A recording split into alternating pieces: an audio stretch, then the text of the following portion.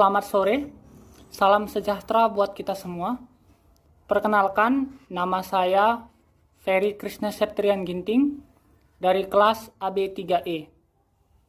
Pada kesempatan kali ini, saya akan menjelaskan materi grafik tentang penetapan harga yang lebih tinggi dari harga keseimbangan pasar.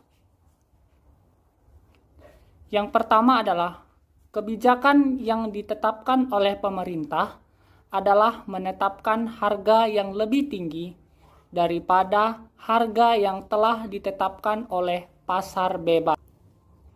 Penetapan harga yang lebih tinggi ini merupakan batas tertinggi harga penjualan yang harus dipatuhi oleh produsen.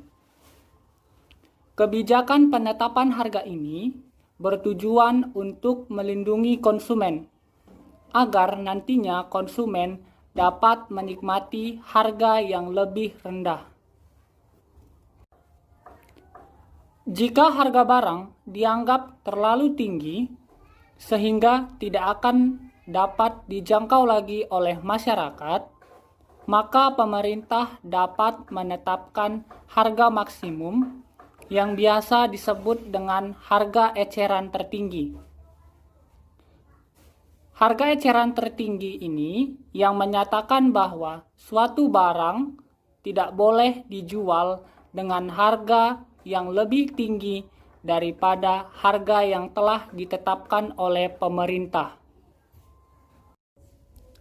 Jika harga eceran tertinggi ditetapkan sama dengan atau lebih tinggi dari harga keseimbangan sebagaimana ditentukan oleh supply dan demand di pasaran, maka penetapan harga ini tidak banyak pengaruhnya dan hanya mencegah para penjual menaikkan harga lebih daripada batas yang telah ditentukan. Tetapi apabila harga eceran tertinggi lebih rendah daripada harga keseimbangan, maka akan timbul berbagai persoalan.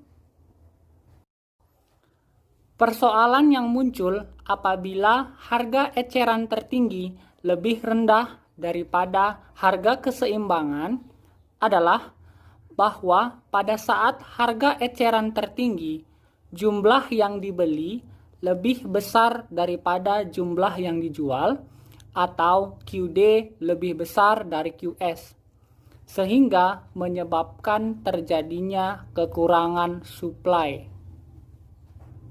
Berikut ini akan saya tampilkan jumlah permintaan dan penawaran dari produk mie instan. Pada tabel berikut ini kita dapat melihat varian harga tertinggi mulai dari harga 5.000 hingga varian harga terendah yaitu harga 1.000. Dan kita juga dapat melihat berapa jumlah permintaan dan jumlah penawarannya. Pada harga 5.000 jumlah permintaannya adalah 9 dan penawarannya adalah 18. Hingga kita melihat pada harga terendah yaitu 1.000 di mana jumlah permintaannya adalah 20 dan jumlah penawarannya adalah 0. Berikutnya kita akan membuat sebuah grafik. Pada sumbu X kita akan membuat varian harga mulai dari harga 5.000 hingga harga Rp1.000. Lalu pada sumbu Y kita akan membuat jumlah kuantitas barang mulai dari 5 hingga 25. Selanjutnya kita akan membuat kurva permintaan. Kita mulai dari harga tertinggi yaitu Rp5.000. Jumlah permintaannya adalah 9 atau AD. Dan pada harga Rp4.000 jumlah permintaannya adalah 10 atau BD. Kita hubungkan garis antara AD dan BD. Lalu pada harga Rp3.000 jumlah permintaannya adalah 12 atau CD. Kita hubungkan garis antara BD dan CD. Lalu pada harga Rp2.000 jumlah permintaannya adalah 15 atau DD. Kita hubungkan garis antara CD dan DD. Dan pada harga Rp1.000 jumlah permintaannya adalah 20 atau ED. Kita hubungkan garis antara DD dan ED. Maka kurva permintaan sudah selesai kita buat. Kecenderungan dari kurva permintaan ini adalah semakin tinggi harga barang maka jumlah permintaannya akan semakin rendah. Tapi semakin rendah harga barang maka jumlah permintaannya akan semakin tinggi. Berikutnya kita akan membuat sebuah kurva penawaran. Kita mulai dari harga tertinggi Rp5.000. Jumlah penawarannya adalah 18 atau AS. Pada harga Rp4.000 jumlah penawarannya adalah 16 BS. Kita hubungkan garis antara AS dan BS. Berikutnya pada harga Rp3.000 jumlah penawarannya adalah 12.000 atau CS. Kita hubungkan garis antara BS dan CS. Lalu pada harga Rp2.000 jumlah penawarannya adalah 7 atau DS. Kembali kita hubungkan garis antara CS dan DS. Dan pada harga Rp1.000 jumlah penawarannya adalah 0 atau ES. Kembali kita hubungkan garis antara DS dan ES. Maka kurva penawaran juga sudah selesai kita buat. Kecenderungan dari kurva penawaran ini adalah semakin tinggi harga barang maka semakin tinggi pula penawarannya. Tetapi semakin rendah harga barang maka semakin rendah pula penawarannya. Berikutnya kita akan menentukan di mana harga keseimbangan produk tersebut. Dan harga keseimbangan produk tersebut berada pada titik harga Rp3.000. Mengapa demikian? Karena pada harga tersebut jumlah permintaan sama dengan jumlah penawaran, yaitu jumlahnya adalah 12. Maka hal ini akan mengakibatkan terjadinya equilibrium.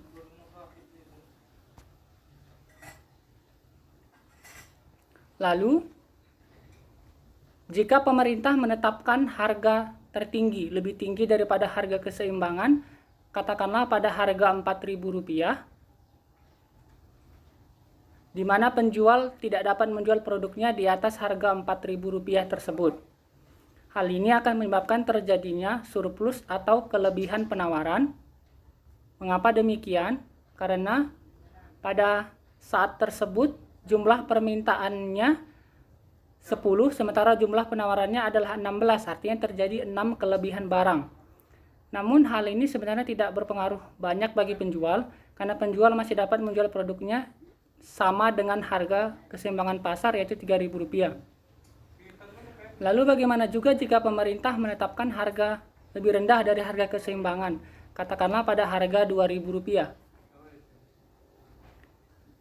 Maka penjual tidak dapat menjual produknya di atas harga Rp2.000. Maka hal ini akan menyebabkan terjadinya kelebihan permintaan dan tidak mengakibatkan terjadinya keseimbangan pasar. Mengapa? Karena pada harga ini jumlah permintaannya berjumlah 15, sementara jumlah penawarannya adalah 7. Hal ini akan menyebabkan terjadinya kelebihan permintaan atau shortage dan mengakibatkan kekurangan barang.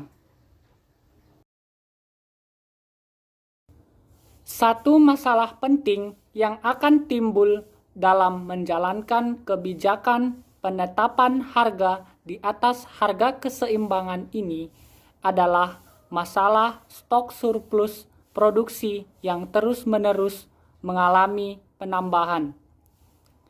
Cara yang dapat dilakukan agar harga tetap pada tingkat yang telah ditentukan adalah dengan melakukan kebijakan membuang atau menghancurkan kelebihan produksi yang dibeli oleh pemerintah, atau pula dengan cara mengekspor kelebihan produk tersebut ke luar negeri. Sekian penjelasan dari saya. Apabila terdapat kesalahan dalam penggunaan kata-kata, saya mohon maaf. Terima kasih.